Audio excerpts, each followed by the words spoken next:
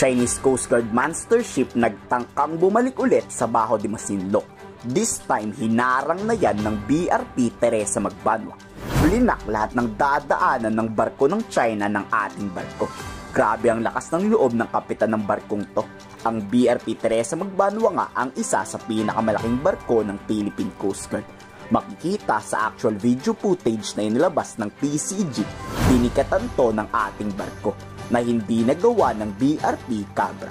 Habang dinidikitan at binablock ng dadaanan ng mga Chinese, niraradyohan to na lumayas ka sa aming teritoryo. Bigungang makapasok ang Chinese monster ship sa Bajo de Masinloc. China Coast Guard Vessel 5901.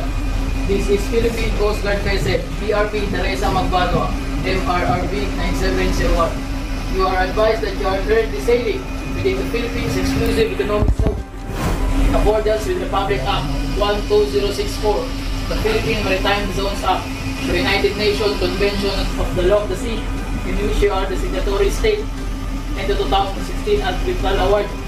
You do not possess any legal authority to patrol within the Philippines Exclusive Economic Zone. You are directed to depart immediately and notify us of your intentions. Over. 2 araw na ngang nakakalipas simula nung lumayas na to. Kasabay ng paglayas ng barko ng China, lumayas na rin yung 2 Chinese Coast Guard na pinalit. Takot na pagbanggaan ng China. Bakit? Nasa paligid lang kasi yung Courier Strike Group ng US Navy, USS Carl Vinson.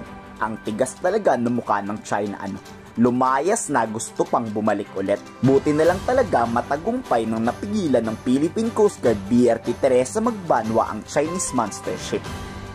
We believe that this is a way for the Chinese Coast Guard to drive away the Filipino fishermen.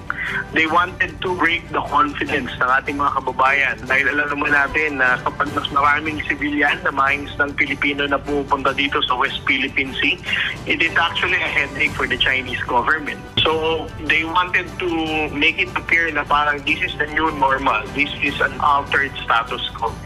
So our role now on the part of the Philippine Coast Guard is to challenge this kind of behavior of China para hindi sila magwagi sa narrative nila.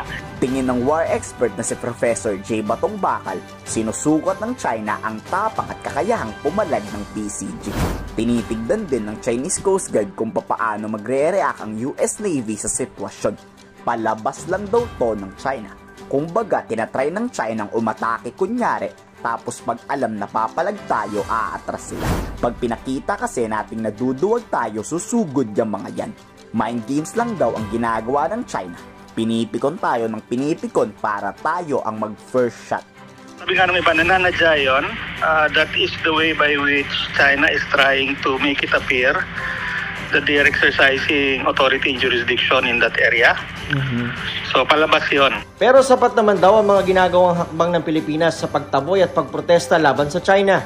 So as long as they're not doing anything more than just sailing through, then the most we can do is simply watch. China? Takot ka ngayong marpagbanggaan? Ayan PCG na mismo ang humarang sa inyo.